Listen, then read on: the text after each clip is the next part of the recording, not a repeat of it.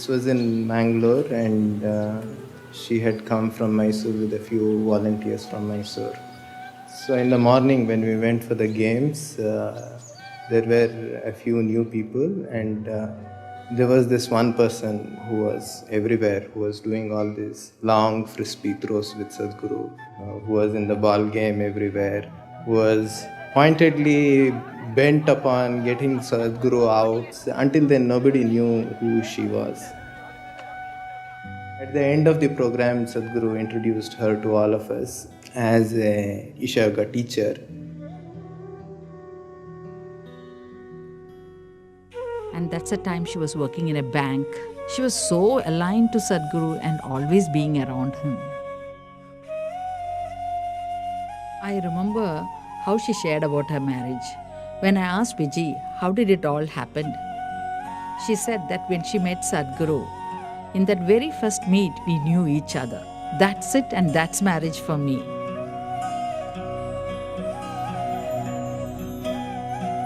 It was a very simple wedding in a small Shiva temple in Irpur Falls.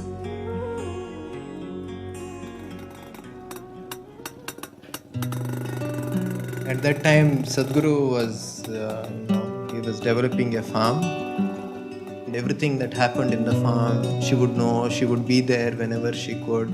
He would spend half the month in his farm, another half the month he would teach a class, either in Hyderabad or in Mangalore or Coimbatore or Tirupur or one of these towns. Every weekend, Vijay would travel to the initiation from Mysore. When whoever knew Sadhguru or Vijay, they always knew them as Jaggi and Vijay. They were always together everywhere in everything that they did. They nurtured each other, played together, traveled extensively like gypsies. Such was their companionship.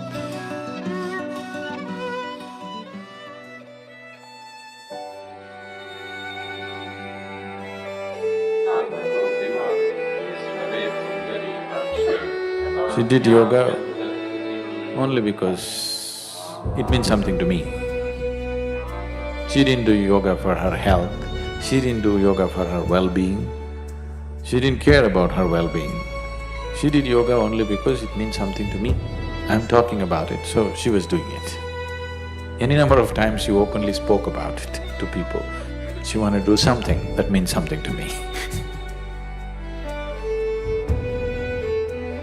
For Vijay, who is my wife, but most of the time she more existed as my child than my wife because she was like that. But still we had a very engaging and engrossed kind of relationship all the time. She was like my shadow all the time, 12 years she just was everywhere that I was.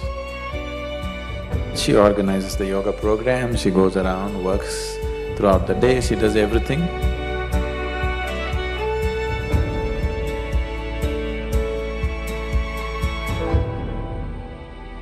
Every time that she saw Sadhguru off, it's not that she will say bye and she'll go back to whatever she was doing. She has to see him get onto the vehicle, she has to see him start, she has to wave, and she has to keep waving until he is out of sight. Even after 10-12 years after marriage, every day, almost every day this situation is happening.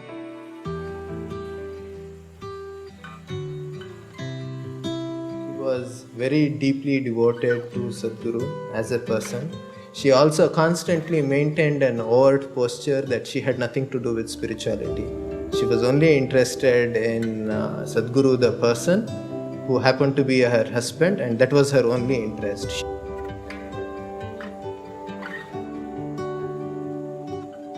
But one can't exist around Sadhguru unless in one way or the other one is deeply committed to one's own spiritual growth. Even though she said that she's not on the spiritual path, it's not for her and all that, I think constantly, right from the beginning, she couldn't help but to make progress on this path. Few moments and few incidents that I saw in Sadhguru. I mean, in my own life, these moments have had such deep impact. This must have happened with Vijji continuously in so many ways, which obviously had big impact.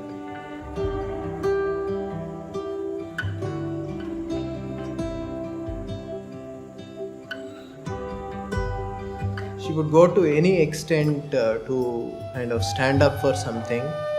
Anything that was happening, she was there.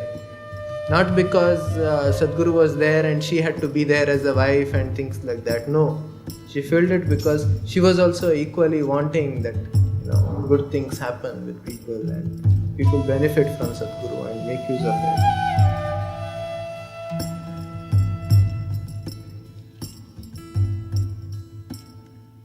அது எவ்வளோ நாள் கழிச்சு வந்தாலும் அவ்வளோ ஞாபகம் வச்சு கேட்பாங்க. நீங்கள் வந்து பார்க்கலாம், அவர் வந்து பார்த்தார்ல, நீங்கள் ஏன் வரல அப்படிம்பாங்க. இங்கே எல்லாருக்கிட்டையும் இவங்க கிட்ட பழகணும், இவங்ககிட்ட பழகக்கூடாது, அப்படி கிடையாது. ரொம்ப உரிமையோட இவ்வளோ அன்பாக இருப்பாங்க. Like she is very soft in her heart. Like if somebody has to say something, she has no hesitation even to take a bangle and give it to them and to solve the problem. Very, very relatable and affectionate woman I have ever come across.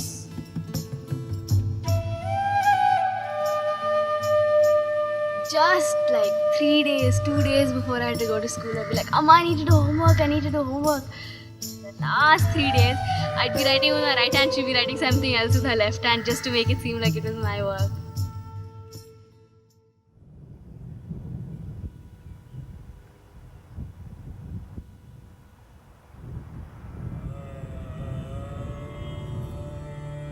At times, Sadhguru has made this clear to Vijji in many ways that he never really, kind of uses this word or talks about it openly, but to her, he had communicated to her that his disciples, their well-being and what needs to happen to them, it was far more important than what his commitments were to her.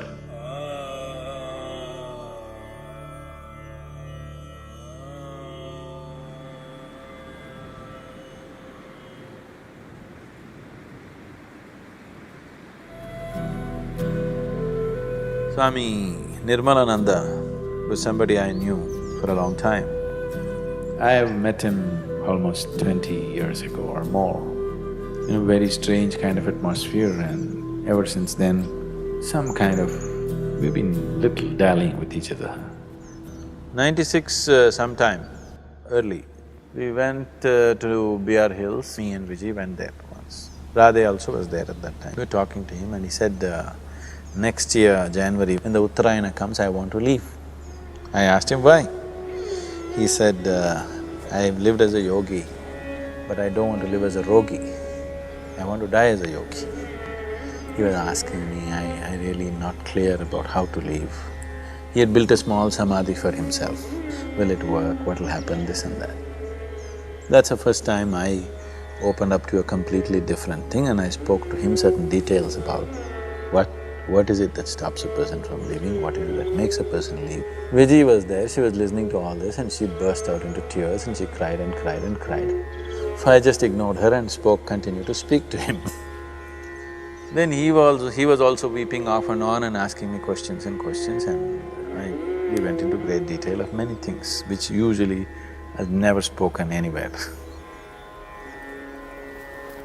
We came down after meeting Nirmalananda, we just came, and just after that place, I parked and I knew she was in some kind of mood. I just stood on the road and it's an incredible view. So I just was standing on the road, Radhe was also playing around there. And she came and fell at my feet and said, I also want to do what he's doing. I was just trying to joke and try to sort of dismiss the whole thing. She was crying and she was saying, I want to go like him. I said, okay, are you willing to do the sadhana? You do it, let's see. I never thought she'll have the perseverance to stick on to it like forever. So I told her a few things, that you do these things, let me see how seriously you do. If things come up to that stage, we will see. From that day, she just went like, She was another person altogether. Suddenly, the last 8-9 months, she became all focused and like that. Because the way she was going, I saw she's going so intensely. And after 2-3 months, she even started talking confidently that she's going to leave in another… Then I tried to slow her down a little bit. And I said, what's the point now? All these 12 years of marriage, we were only traveling. Only now, just then, we just had a place to live. She could call her own and cook and do things, which meant a lot to her, I knew. So I said, what is the hurry? And the girl is just 7 years old. I said, things are working out well for you also, why now? So she said, right now my inside is feeling absolutely beautiful and outside everybody is wonderful to me. This is the time I want to leave. I don't know how long I'll be able to maintain this. All my life I've been confused, feels everything. Right now I'm in a space where I want to be. I want to live like this. So many times in my own ways I tried to slow her down a little bit. The next December came, 96 December. Then we knew Nirmalananda will leave. From there we went on Karma Yatra. This is the final lap of Dhyanalinga consecration. So I wanted to clear up a few things for people involved, so I took them on a 6-7 state tour.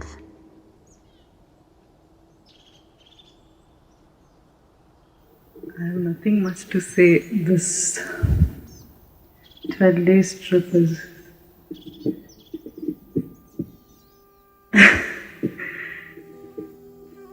yeah, I certainly experienced tremendous energy, and I can say I've taken 1 or 2 steps towards my growth. And certainly it has helped me to be a little more mature person, and I consider myself very lucky to… I only hope that I carry and be of some useful to everyone.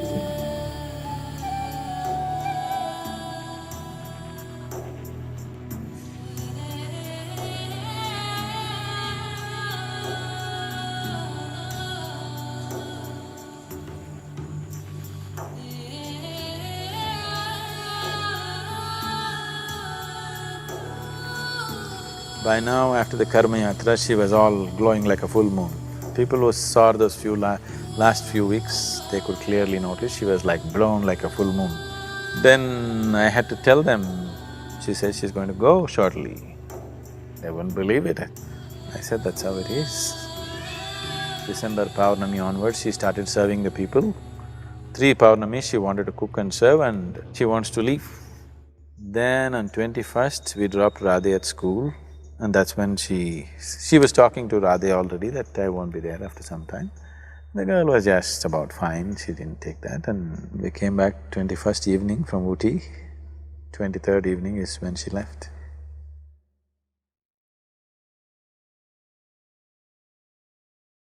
Around 8 in the morning, Sadhguru called me and asked me to be with Vijji because she was on a certain sadhana. And that whole day I was with her, meditating and doing several other activities.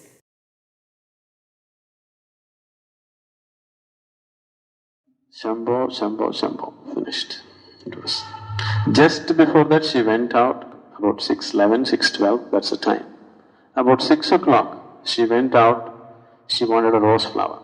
So she asked one of the brahmacharis to get a rose flower. They ran to the Vanaprastha ashram, got the rose flower and came. She held the rose flower in her hand, Shambho, Shambho, Shambho. Just 7-8 minutes, it was over.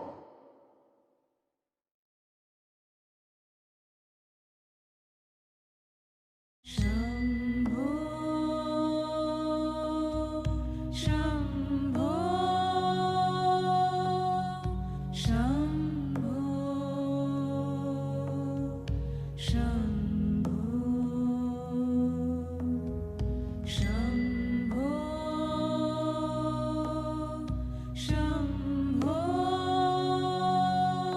was only after 3 days while sitting for a meditation, it really struck me that she had known this coming.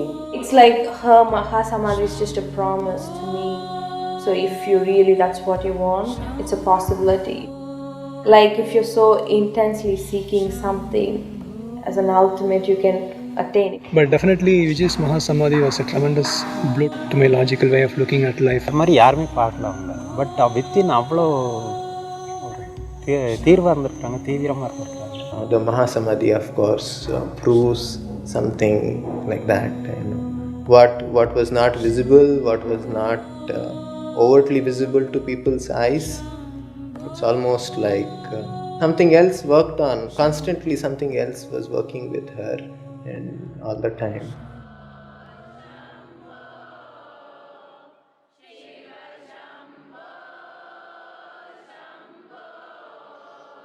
In the yogic traditions, held as a very sacred day,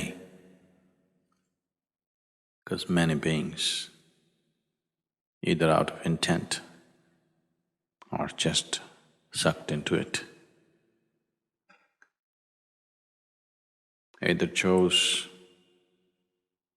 or got induced into shedding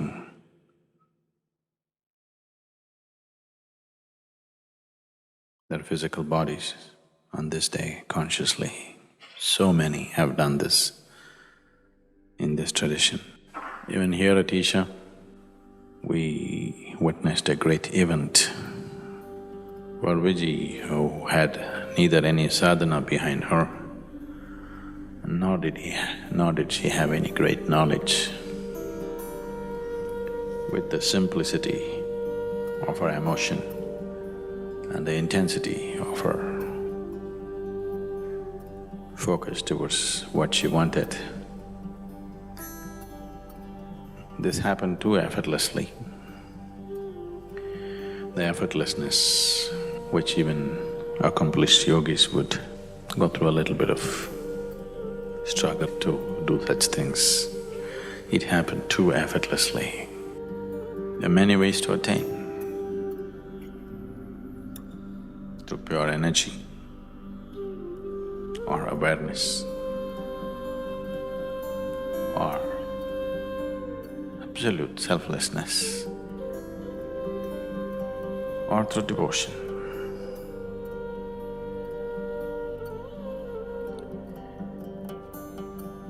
Devotion I put last, but it's the quickest way. I put it last because the line between devotion and deception is so fine, a lot of people will miss it. As they get more and more overwhelmed with deeper and deeper bursts of energy within them, slowly they become devout. That's good. The wisest ones are always devotees. It's a different kind of wisdom which logical minds can never understand. They grasp life in a different way. Vijji was bursts of devotion and confusion, devotion and confusion. When she held on to a devotional spell for long enough, she made it. That's been the way, that was her way too.